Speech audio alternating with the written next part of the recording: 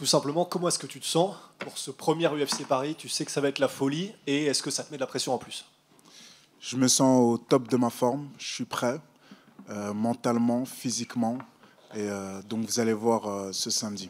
Le Summer Body, c'est toute l'année, ça tombe bien. Fitness Park Régal, avec son offre de rentrée, 4 semaines et frais d'adhésion offerts jusqu'au 15 septembre. Let's go. Là, parce que tu as fait pas des ajustements, mais là, tu sens que tu as eu une progression ces derniers temps qui te donne cette confiance-là de tout arracher dans la cage samedi? Bien sûr, hein, après nous, combattants, on s'entraîne tous les jours. Donc tous les jours, je suis à la salle, au Da Vinci Fighting, à la Valon Team, où chaque jour, on s'entraîne. Donc chaque jour, on devient plus fort. J'ai jamais lâché, même après mon dernier combat qui a même pas 3 4 mois, bah, je suis retourné directement à la salle et, pour vraiment ajuster et devenir la meilleure version que je peux être. Et ton adversaire, qu'est-ce que tu en penses? Soit qu'est-ce qui te fait peur chez lui ou est-ce que tu penses que tu auras l'avantage? Ben, je trouve que c'est un très bon adversaire. Il a un bon style qui met la pression. Il aime striker, donc il est expérimenté. Il revient du Cage Warriors avec 2 ceintures. Donc du coup, c'est un bon adversaire et j'ai hâte de l'affronter. Et je pense que je vais pouvoir le mettre à bout de ses forces et savoir terminer mon adversaire. Asdina Bolda pour Uppercut. Vous êtes deux Belges prévus sur cette carte de samedi. Comment est l'engouement en Belgique? Est-ce que vous avez autant de soutien que pour les Français ici? Franchement, c'est magnifique pour la Belgique, hein, parce que j'étais le seul, mais maintenant plus. Et Keita, je le connais très bien. On s'est entraîné ensemble, très fort, expérimenté. Et directement, je lui ai dit bienvenue, enfin aussi. Maintenant, je suis plus le seul. On va porter le pays ensemble.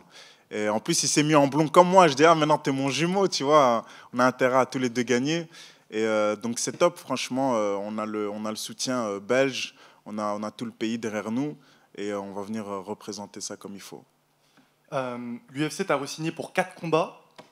Quel message est délivré par l'organisation? Est-ce qu'ils veulent encore que tu prouves ou il y a vraiment un message de confiance qui est adressé? Après, je pense qu'ils ont vu mon style de combat qui est j'avance quoi qu'il arrive, je donne tout, je suis agressif, je suis un striker explosif qui cherche toujours à finir le combat, même si ça peut arriver, tu finis à la décision. Ils ont aimé mon style. Mais après, voilà, l'UFC, je pense que constamment, il faut toujours prouver et toujours les montrer que tu es bien à ta place et que voilà, il faut monter, tu vois. Donc, je ne me dis pas que voilà, je me repose, c'est bon, on n'est jamais vraiment à l'abri.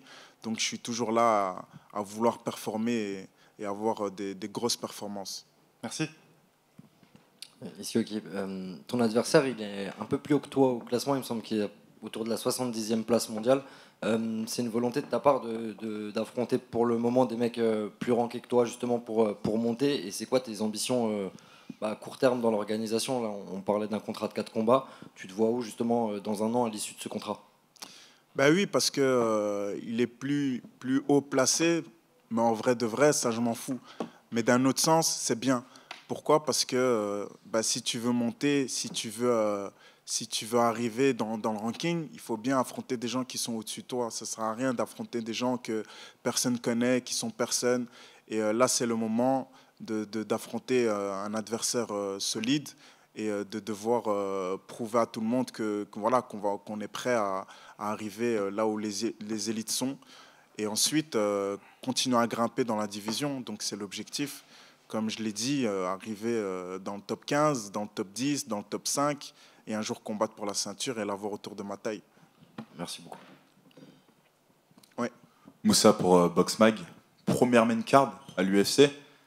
Comment tu te sens déjà par rapport à cet accomplissement et déjà, comment tu te sens? Je me sens bien, top, et franchement, ça fait plaisir d'être sur la main carte pour la première fois, mais ce ne sera pas la dernière fois. Donc voilà, je monte dans le thème un peu et je vis l'expérience à fond. Et pour moi, ça fait plaisir et en même temps, ça prouve que je suis bien là où je dois être. Et samedi, je vais le prouver encore une fois. Comment tu te sens après une telle confiance de l'UFC, une main card, plus re-signature de 4 combats. Est-ce que toi, tu sens que psychologiquement, ça te booste d'une manière ou d'une autre? Oui, bien sûr, ça me booste. De toute façon, je serai toujours boosté. Et c'est à chaque fois des petits pas. Des petits pas qui me montent vers le sommet, vers là où je veux être, vers là où j'ai toujours rêvé d'être. Et pour moi, c'est que du bon. Donc, avant même d'arriver à l'UFC, c'est ce qu'on a toujours rêvé de faire et on est en train de le faire. Maintenant, voilà, comme j'ai dit, il faut le prouver, il faut arriver fort, il faut cogner et il faut montrer que ils ont pas eu tort. Je veux parler de cette solidarité que vous avez entre Belges dans cette sphère du MMA. On a pas mal de combattants tels que Mustafa ou d'autres combattants belges qui ont souvent dit « Regardez Aoki, il va se passer de belles choses pour lui ». Et c'est exactement ce qui est en train de se faire. Comment tu peux nous décrire cette cohésion entre les Belges dans ce milieu du MMA? Mais comme je l'ai dit, on a beaucoup de talents en Belgique, notamment Mustafa qui va combattre la semaine prochaine, Junior Hernandez aussi qui arrive à l'ARES. Et moi, j'ai simplement ouvert une porte pour que les autres puissent suivre. Donc, on ne sera pas les seuls, il y en aura encore beaucoup qui vont suivre. Et non, c'est avec fierté que je montre l'exemple et que je montre la voie qu'il faut suivre. Dernière question, comme tu as pu le dire, la lance est aiguisée, le bouclier est en place. Tu nous promets une belle guerre, tu nous promets un chaos. Est-ce que tu as quelque chose à nous annoncer? Tout est annoncé là, tu vois. La lance, elle est là, le bouclier, il est là. Ma mentalité, mon physique, je me sens au top. Et ce qui doit arriver va arriver. Le destin est déjà écrit. Donc voilà, je crois en moi, je crois en Dieu. Et samedi, on va marquer l'histoire encore une fois. Merci Volodji. Merci. Bertrand Mousseau, Sport 7. Pardon. Ouais. Je crois que je t'ai grillé la priorité, excuse-moi. Il y a une recrudescence de combattants belges. Moi, je connais très bien le circuit amateur avec Patrick Abirora qui est arrivé il n'y a pas longtemps et d'autres pépites qui vont arriver parce que je les vois en amateur. Comment t'expliques justement cette montée de combattants belges et qu'est-ce que vous faites de bien? Tout simplement, le MMA belge, il grandit et les amateurs, ça commence par là. Donc, ils ont aussi des rêves, ils ont aussi des ambitions, ils ont aussi une vision et ils nous voient, nous, les plus grands, en train de le faire. Donc, ça les pousse à se dire, OK, on va s'entraîner plus. Les entraîneurs se disent aussi, voilà, c'est possible. Donc, on va ramener nos petits pépites aussi dans les grandes portes. Et après, chacun son parcours. Mais je pense que l'objectif reste le même. Ça veut dire intégrer les plus grosses organisations dans le monde et marquer à leur tour l'histoire. Il y a un système belge, parce que c'est un petit pays malgré tout, vous arrivez à vous réunir entre équipes, comment ça fonctionne ou c'est assez cloisonné? Oui, on est un petit pays et on est plusieurs équipes. On peut se croiser, mais maintenant chacun et chaque club a sa façon d'enseigner, à sa façon de voir les choses. Et donc voilà, c'est tout simplement à force de s'entraîner et de vouloir faire de grandes choses. Et voilà, j'étais un des premiers à le faire en Belgique et à montrer la voie. Et les autres sont en train de suivre. Donc voilà. Merci et bon courage pour samedi. Merci. Et ma seule question, c'était si tu pouvais te permettre de rêver, ce serait quel combat? Tu es en lightweight, donc dans une des plus belles catégories. Si tu devais choisir un nom dans cette catégorie qui serait ton combat de rêve, ce serait qui parmi toutes les légendes et les grands noms qu'il y a dans ce top 10 et ce top 15? C'est qui la pépite du moment là dont tout le monde parle, hein? C'est l'Espagnol. Donc Topuria, c'est quelqu'un qui est... ce serait vraiment un rêve de combat parce que c'est un adversaire super solide, super complet, invaincu. Il a toute la hype derrière lui. Il a cette aura. Moi-même, je l'ai vu combattre avant qu'il arrive à l'UFC face à un Belge justement, Brian Boulan. C'était où? C'était au Cage Warriors, je pense, à Anvers. Et du coup, j'ai vu aussi son ascension. Et franchement, c'est très inspirant. Et donc, vraiment, c'est vraiment quelqu'un que je me dis, que je pourrais un jour, ce serait vraiment un dream fight de pouvoir l'affronter. Ouais. Belle ambition et merci pour cette réponse. Bonjour Rocky, Annès pour Culture MMA. Ma question elle est simple par rapport à ton combat de l'année dernière à Paris, qui s'était malheureusement soldé par une défaite. Quels ajustements ont été faits au niveau de ta préparation, de ta récupération, pourquoi pas, et comment justement abordes-tu ce combat-là de retour en francophonie? Oui, donc voilà ce qui est arrivé la dernière fois se joue sur une petite erreur stratégique. Ça veut dire que je cherche à emmener mon adversaire au sol alors que j'étais en train de le dominer debout et que mes coachs étaient en train de me dire ben, reste debout, pourquoi tu cherches à l'emmener au sol si tout fonctionne là? C'est comme Shimaev avec son dernier combat. On lui a dit non, ne strike pas. Et il a fait quoi? Ben, il a lutté pendant les 5 rounds et ça lui a permis d'être le champion. Donc la différence, elle était là. C'est l'écoute. Et j'ai pas écouté. Et maintenant, je sais que je dois... Enfin, je fais confiance déjà à mes coachs, mais vraiment suivre à la lettre tous les consignes qui vont pouvoir, parce qu'ils ont une vision que nous, des fois, à l'intérieur du combat, on n'a pas. Et voilà, donc vraiment faire confiance, être à l'écoute, et voilà, continuer à s'entraîner, aiguiser ses armes. Et, mais surtout, pour ma part, c'est vraiment suivre le game plan à la lettre et faire confiance. Et pas se laisser entraîner par l'énergie aussi de la foule qui m'a hypé, en fait. Je me sentais comme invincible. Je me suis dit, ah, tu essaies de m'emmener au sol, tu peux pas. Mais moi, si je veux, je peux. Donc c'est aussi cette espèce d'ego qui veut montrer que en fait, je peux tout faire. Et je voulais trop faire, en fait. Et c'est ça qui m'a coûté la victoire. Pour parler un petit peu de l'avenir, quel serait ton plan d'ici la fin d'année et de l'année prochaine? Est-ce que tu aimerais recombattre d'ici la fin d'année?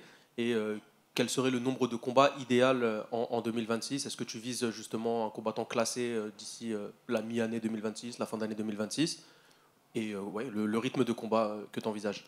Bah, en fait, c'est marrant parce que j'en parlais aussi avec ma femme et aussi à mon coach. C'est que je veux vraiment combattre le plus souvent possible et limite tous les 3-4 mois, mettez-moi un combat, mettez-moi un combat. Je veux vraiment rentrer dans ce... Voilà. Le temps va vite aussi, donc on ne réalise pas, mais le temps va vite. Aujourd'hui, je suis papa. Il y a 3-4 mois, je ne l'étais pas, tu vois. Donc oui, j'ai envie de combattre le plus possible. Pour moi, si j'ai un autre combat d'ici janvier, c'est top, c'est magnifique, et ainsi de suite. Donc j'ai vraiment envie d'enchaîner et j'ai envie d'arriver le plus loin que je peux arriver. Donc comme j'ai dit, affronter des gens de plus en plus rankés jusqu'à arriver, Inch'Allah, comme on dit, jusqu'à la ceinture. Magnifique, merci. Yacine pour RMC Sport. Pour revenir sur la thématique du MMA belge, on sait que ton objectif à toi forcément c'est d'aller le plus haut possible d'un point de vue individuel, mais là tu es sur la plus grosse scène internationale en main card, en plus sur une carte francophone à l'UFC Paris. Tu as un compatriote en la personne de Lozen Keita qui sera également en main card. Est-ce que tu te sens quelque part aussi investi d'une mission collective qui est de tirer le MMA belge vers le haut et de casser quelques plafonds? Exactement, c'est ce que je disais, hein. En signant déjà au Dana White Contenders et gagner mon combat, arriver à l'UFC, c'était déjà historique pour nous, la Belgique. Et j'ai ouvert une porte. J'ai montré que non, c'est possible. Et en re-signant, j'ai montré que non, on peut rester aussi. Mais voilà, il faut travailler, il faut être performant. Donc je m'estime comme aussi un leader. Et maintenant, avec Lozen Keita qui est là, ben oui, maintenant, on a tous les deux aussi cette mission. Moi comme lui comme moi, c'est la même chose au final. Et bien sûr, là, je suis en mode, oui, je dois gagner, mais lui aussi, il doit gagner. Ce serait magnifique qu'on gagne tous les deux de façon spectaculaire et de rendre fière toute la Belgique. Et de l'extérieur, on a l'impression que dans l'écosystème justement des sports de combat belges, il y a une mentalité qui est moins individualiste, bien que ce soit un sport individuel. C'est-à-dire que ce soit les athlètes venant d'autres disciplines comme les gars du JJB ou même des strikers, des kickboxers ou quoi, bah vous n'hésitez pas en fait à vous apporter mutuellement vos qualités respectives. Est-ce que c'est une mentalité particulière qui fait votre force?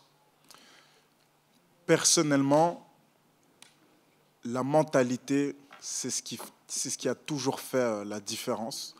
Mais moi, je parle pour moi, parce que, comme tu as dit, c'est aussi un sport individuel et on ne peut pas combattre pour les autres, mais on peut leur montrer et essayer de leur expliquer. Mais après, c'est à eux aussi de faire le taf.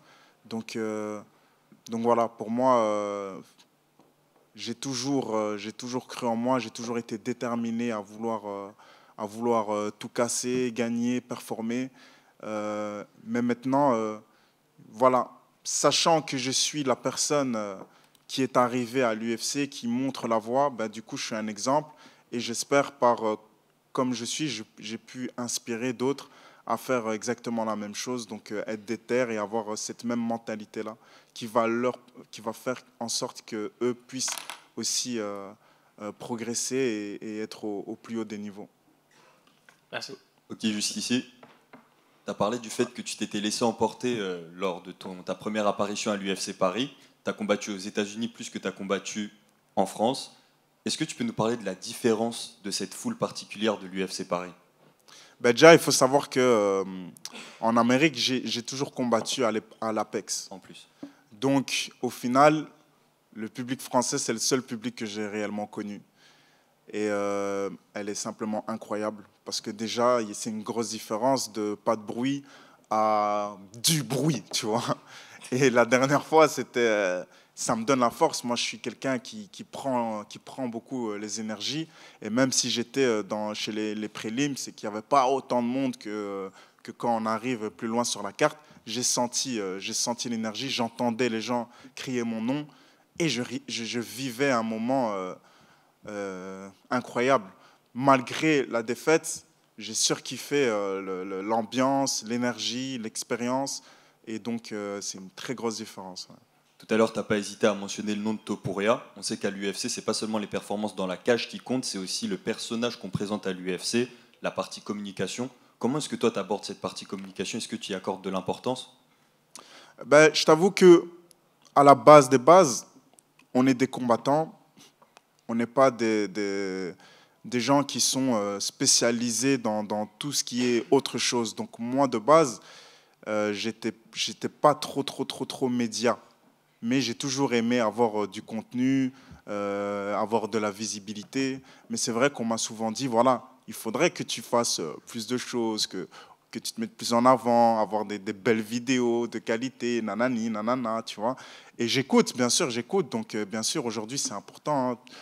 Tout se joue aussi maintenant sur les réseaux, sur les followers. Et c'est important. Donc, on y travaille et j'y prête attention.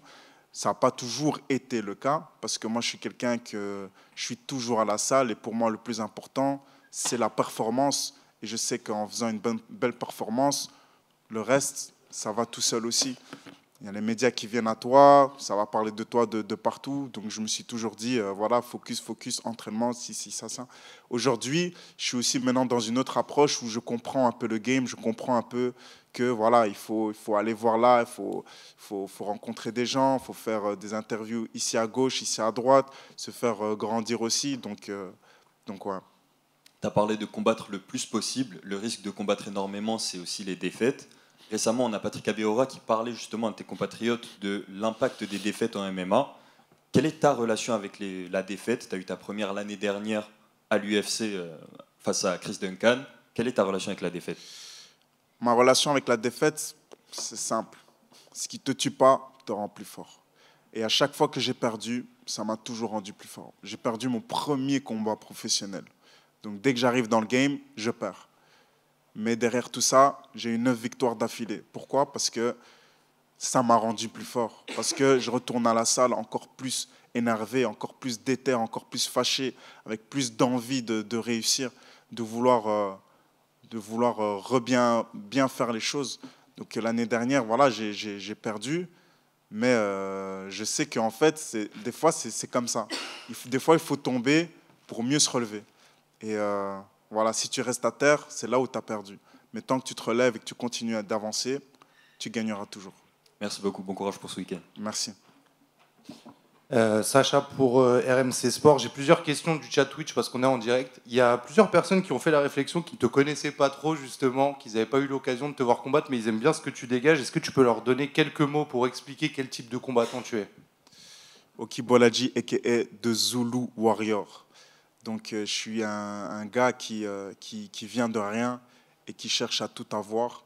On s'est battu pour arriver jusqu'ici et on est constamment à l'entraînement pour pouvoir s'entraîner. Je suis un combattant qui cherche souvent le finish, un striker. Donc voilà, je suis quelqu'un qui cherche à faire de grandes choses et de prouver que même nous, un petit pays, on peut arriver sur l'organisation la plus grande au monde et faire de grandes choses. Ouais. Et il y avait une autre question, justement, tu as ce style de finisseur, pas eu encore de finish à l'UFC, maintenant tu as aussi un nouveau statut, renégociation, carte principale. Ça reste toujours un objectif pour toi d'aller chercher un gros finish, ou maintenant tu te dis, ah ouais, je suis dans une dimension qui est un peu plus haute, il faut d'abord sécuriser la win, la victoire? Moi, je suis quelqu'un qui cherche toujours à finir dès que j'en ai l'occasion.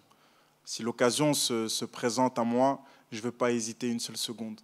Donc, je n'ai jamais été quelqu'un qui va calculer, voilà, on va gagner par points, si ça, non, non. Je suis quelqu'un on va y aller. Bien sûr, on va écouter les coachs et dès que l'occasion se présente, j'y vais pour le kill. Donc, ça a toujours fait partie de mon style. Et je pense que l'UFC l'a bien vu parce que c'est comme ça que j'ai signé pour arriver ici. Donc voilà. Ouais.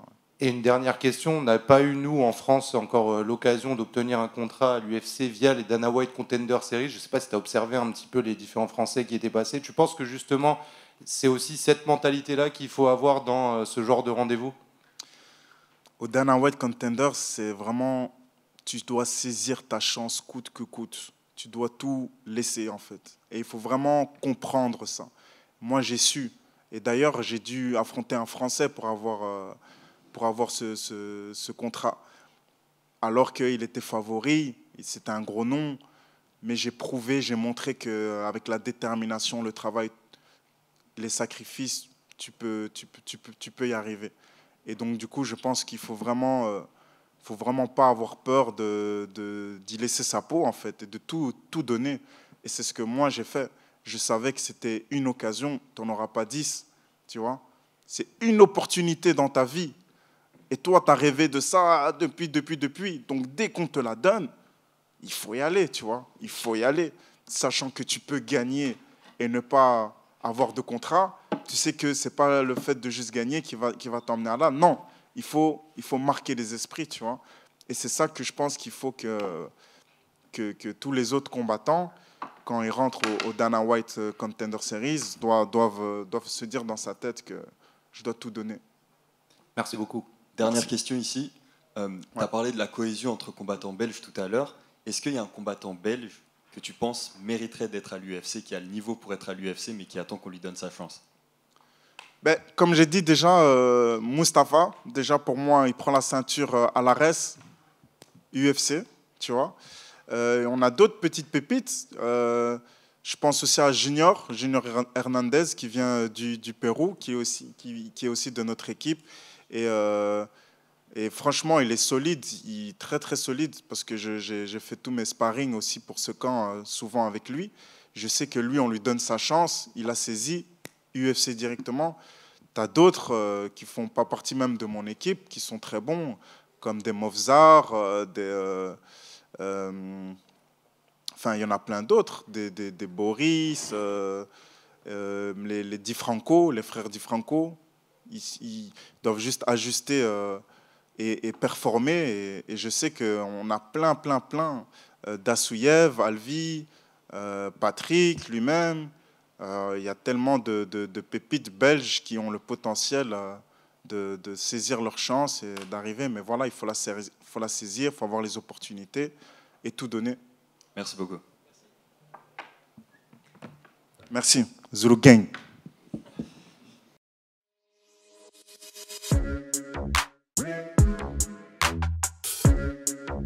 Zip.